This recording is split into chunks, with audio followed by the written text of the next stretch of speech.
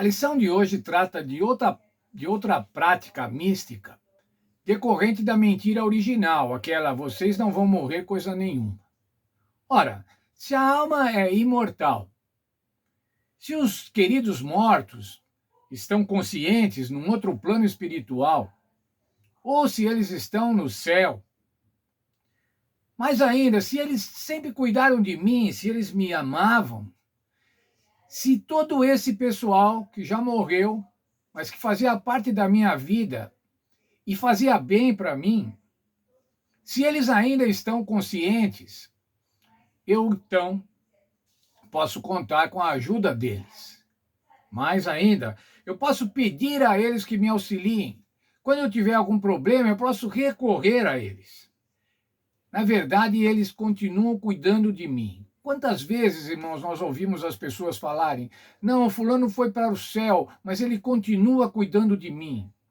Onde ele estiver, ele vai estar cuidando de mim. Essas são frases que a gente ouve com muita frequência. Mas então, se eles estão lá no céu, ou se eles estão num outro plano espiritual e eles podem cuidar de mim, eu quero me comunicar com eles. Eu quero falar com eles. E aí, então, daí decorre a prática mística da necromancia, que é saber o futuro, saber o que vai acontecer, invocando os mortos. Desta palavra também deriva a palavra ventrílogo, que é aquele que fala por entre os lábios. Sussurra. É dessa maneira que os necromantes se comunicam com os vivos que vão buscá-los. A Bíblia apresenta a experiência do rei Saul. Lembram-se, irmãos, o rei Saul foi ungido por Deus. Ele era o rei de Israel, a pessoa mais importante na hierarquia de Israel. E o rei Saul se utilizava do profeta Samuel. O profeta Samuel conduzia, orientava o rei Saul. Mas o profeta Samuel, o sacerdote, já tinha morrido. E agora Saul se encontrava com um problema. Primeiro, ele havia perdido o seu tutor, vamos dizer assim, o seu mentor espiritual, o seu guia, aquele que cuidava dele. Samuel estava morto. Eu estou falando sobre a primeira carta de Samuel, o primeiro livro de Samuel, capítulo 28, dos versos 3 a 25. Eu extraí alguns dados importantes deste texto. Depois você leia com cuidado o texto todo. Saul tinha desterrado os necromantes e os adivinhos. O que quer dizer isso, irmãos? Segundo a ordem de Deus, ele tinha desterrado aqueles necromantes e os adivinhos. Ele tinha mandado para fora da terra de Israel. Não era para eles estarem lá. Não era plano de Deus que eles estivessem lá. Mas agora ele estava diante de um problema. Os filisteus, que eram sempre inimigos do povo de Israel, estavam prontos para invadir. Havia uma batalha iminente. Nessa ocasião, Saul consultou o Senhor. Orou ao Senhor, pedindo orientação, mas não obteve resposta. Não teve a resposta que ele queria imediatamente. E agora ele se viu num aperto, numa dúvida, numa falta de fé. O que vou fazer? O Senhor não me responde. Não me respondeu através dos sacerdotes. Não me respondeu por sonhos. O que vou fazer? Bem, vou apelar para a necromancia.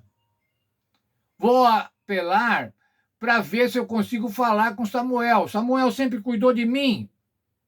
E aí ele disse para os seus servos, para os seus oficiais, vão buscar uma necromante. Para que ela me adivinhe pela necromancia, pela consulta aos mortos, e me faça subir a Samuel.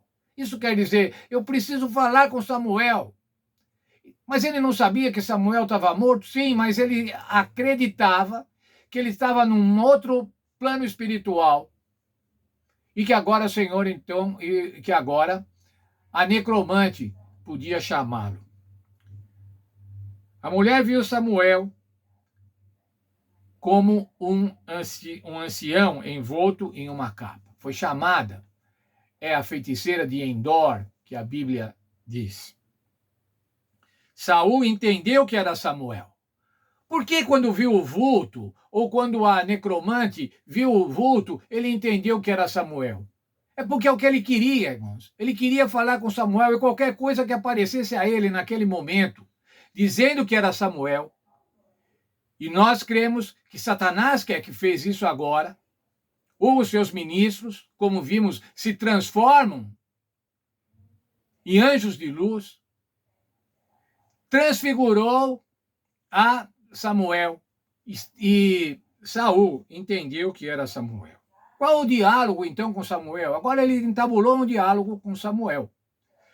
Eu estou angustiado, Deus não me responde. Eu quero a tua orientação. E agora o próprio Espírito, irmãos, falou assim: por que perguntas a mim? É o Senhor o teu inimigo? Era a hora de Saul falar assim: não quero mais essa conversa, vou embora, até logo.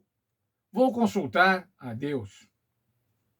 Mas veja, irmãos, ainda o que o próprio Espírito falou a ele: rasgou o reino da tua mão e deu a Davi. Por conta dessa consulta, irmãos, e por conta de outros desmandos de Saul, o seu reino havia de passar dele para Davi. Ele não era digno, mas veja, irmãos, ele tinha sido ungido por Deus. E às vezes, irmãos, nós achamos que porque fomos batizados, porque nós pertencemos à igreja, quem sabe há muitos anos, nós não estamos sujeitos a esses pecados, não estamos sujeitos a esses males. Devemos cuidar, irmãos. Como a Bíblia diz, aquele que está em pé, cuide para que não caia. E é o que aconteceu com Saul agora. Quando ele ouviu isso, irmãos, a Bíblia diz, ele temeu e caiu por terra. Ficou prostrado, sem forças, e ainda foi alimentado pela feiticeira, alimentado pela necromante. Veja, irmãos, um rei ungido por Deus foi consultar os espíritos, ficou mal, muito mal, e ainda foi alimentado pela necromante. Grande erro, irmãos, grande erro, um erro fatal na vida de Saul.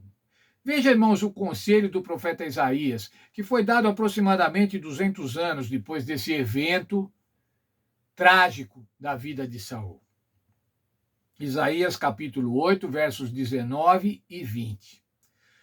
Quando disserem a vocês, consultem os médios e os adivinhos, que sussurram e murmuram entre os dentes, veja, irmãos, como os ventrílogos falam entre os dentes, sem mexer os lábios. Veja. Será que um povo não deveria consultar ao seu Deus?